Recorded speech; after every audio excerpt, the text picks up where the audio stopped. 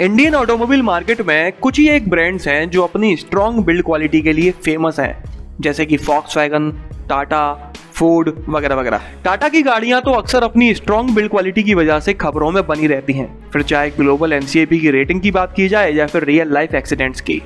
वहीं अगर हम फोर्ड के बारे में बात करें तो बिल्ड क्वालिटी को लेकर इस कंपनी की इमेज भी काफ़ी अच्छी है, लेकिन रियल लाइफ एक्सीडेंट्स में ये गाड़ियां किस तरह से परफॉर्म करती हैं वो हम इस वीडियो में देखने वाले हैं। मैं आपको बता दूं कि इस वीडियो में दी गई जानकारी कोई प्रमाण पत्र नहीं है इस बात का कि अगर आप फोर्ड की गाड़ी खरीदते हैं तो आप बच नहीं पाओगे, या फिर इसका ठीक उल्टा, अगर आप फोर्ड की गाड़ी खरीदते हैं तो आप बच ही जाओगे किसी भी एक्सीडेंट से। और ना ही इस वीडियो को किसी NCAP रेटिंग्स के आधार पर बनाया गया है। मैं इसमें आपको सिर्फ रियल लाइफ एक्सीडेंट्स के कुछ एग्जाम्पल्स बताने वाला हूँ। पहला एग्जाम्पल है शिमोगा कर्नाटका का, जिसमें एक कपल अपनी फोर्ड फ्रीस्टाइल से लॉन्ग ड्राइव पर जाते हैं क्योंकि उस समय मौसम काफ़ी अच्छा था, काफ़ी तेज बारिश हो रही थी। कपल में से जो लेडी हैं जो कि फ्रंट पैसेंजर सीट पर बैठी हुई थी, वो मौसम अच्छा होने की वजह से वीडियो बनाने लगती हैं। तेज बारिश की वजह से विजिबिलिटी काफ़ी कम हो चुकी थी और रोड भी काफ़ी गीली थी। आगे जाकर इस कपल को सीधे हाथ पर मुड़ना था और उसी मोड़ से अपोजिट डायरेक्शन से एक ट्रक आ रहा था ज़्यादा स्पीड में। अचानक से ट्रक ने इस गाड़ी को देखा, वो आउट ऑफ कंट्रोल हो गया, संभाल नहीं पाया, घबरा गया और उसने ब्रेक्स अप्लाई कर दिए। लेकिन ट्रक ज़्यादा स्पीड में था और रोड भी काफ़ी गीली थी, जिसकी वजह से ट्रक रोड पर अपनी ग्रिप नहीं बना पाया और पीछे से उसका पोर्शन पूरा का पूरा घूम गया और जाकर फ्री स्टाइल में टकरा गया। आप इमेजेस में देख सकते हैं कि फ्री स्टाइल की रूफ पूरी तरह से डैमेज हो चुकी है। ड्राइवर साइड का ए पिलर भी पूरी तरह से डिस्ट्रॉय हो चुका है। टक्कर कितनी तेज होगी इस बात का आप अंदाजा लगा सकते हैं। गाड़ी के एयरबैग्स नहीं खुले क्योंकि सिंपल सी बात है कि जहां पर सेंसर्स लगे होते हैं वहां पर टक्कर ही नहीं हुई, तो इसलिए इस तरह के एक्सीडेंट्स में एयरबैग्स नहीं खुलते। लेकिन अच्छी खबर यह है कि इतना बड़ा एक्सीडेंट होने के बावजूद भी इस गाड़ी में बैठा हुआ कपल सेफली बिना किसी चोट के बाहर निकल आते हैं। इसीलिए गीली सड़कों पर हमेशा ही गाड़ी धीरे चलानी चाहिए। आपकी गाड़ी में चाहे कितने भी स्टेबिलिटी कंट्रोल के फीचर्स क्यों ना हो, लेकिन सड़क गीली होने की वजह से वो उतने इफेक्टिव नहीं रह जाते। दूसरा एग्जांपल है जिसमें एक बंदा अपनी फोर्ड फीगो से अपनी जिंदगी के मजे लेते हुए हाई वॉल्यूम पर हाई स्पीड पर गाड़ी लेकर जा रहा था। सामने से एम्बुलेंस आ रही थी, वो भी हाई स्पीड में थी, वो भी शायद अपने मजे ले रही होगी जिंदगी के, लेकिन इन दोनों के मजे एक बाइक वाले ने खराब कर दिए। बाइक वाला अचानक से मुड़ जाता है, जिसकी वजह से उसके पीछे आ रही हाई स्पीड में एम्बुलेंस आउट ऑफ कंट्रोल हो जाती है और स्किड कर जाती है। उसके अपोजिट डायरेक्शन से फीगो वाला भी काफ़ी स्पीड में आ रहा था और एम्बुलेंस आउट ऑफ कंट्रोल होकर सीधे फीगो में जाके टकरा जाती है।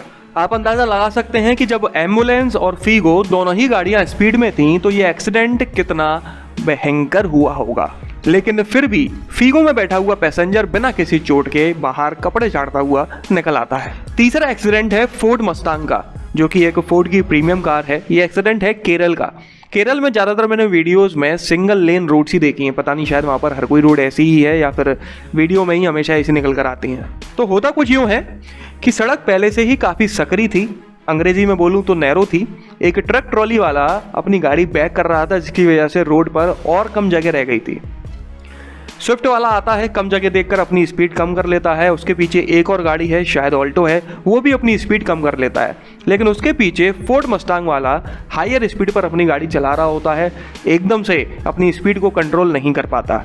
स्पीड ज़्यादा होने की वजह से वो जल्दी जल्दी में रॉन्ग लेन से दोनों गाड़ियों को ओवरटेक करने की कोशिश करता है, लेकिन असल में वहाँ पर भी एक गाड़ी अपोजिट डायरेक्शन में आ रही होती है, जिससे वो टकरा जाता है। आप देख ही सकते हैं अपनी स्क्रीन पर कि एक्सीडेंट कितना जोरदार हुआ होगा, लेकिन उसके बावजूद भी मस्तांग में बैठा हुआ पैसेंजर सेफली बिना किसी चोट के बाहर निकल आता है। चौथा एग्जाम्पल काफ़ी भयानक है, देखने में लगता है कि आप कोई फिल्मी एक्सीडेंट देख रहे हैं। रोड गीली थी, जिसकी वजह से टायर्स की ग्रिप कमजोर हो चुकी थी। इको स्पोर्ट वाला काफ़ी तेज़ गाड़ी चला रहा था, आउट ऑफ कंट्रोल हो जाता है और डिवाइडर से जाके टकरा जाता है। डिवाइडर से टकराने की वजह से उसकी गाड़ी पलट जाती है और स्पीड ज़्यादा होने की वजह से एक बार नहीं 7 से 8 बार उसकी गाड़ी पलटती है। पलटते पलटते रोड के एक तरफ से दूसरी तरफ तक चले जाती है और कुन्ने में जाकर रुकती है। एक्सीडेंट देखकर कोई नहीं बोलेगा कि इस गाड़ी में बैठा हुआ कोई इंसान जिंदा भी बचा होगा, लेकिन इस गाड़ी में बैठा हुआ पैसेंजर कुछ मामूली तो कुछ गंभीर चोटों के साथ बाहर सेफली जिंदा निकल आता है। पर्टिकुलर इस एक्सीडेंट को देखकर तो ऐसा ही लगता है कि जाको राके साइयां मार सके ना कोई। अगला एग्जांपल है फोर्ड एस्पायर के एक्सीडेंट का। गाड़ी की हालत देखकर आपको क्या लगता है, कोई बचा होगा या फिर हमेशा की तरह हल्की फुल्की चोटों के साथ इसके पैसेंजर्स बाहर निकल आए होंगे?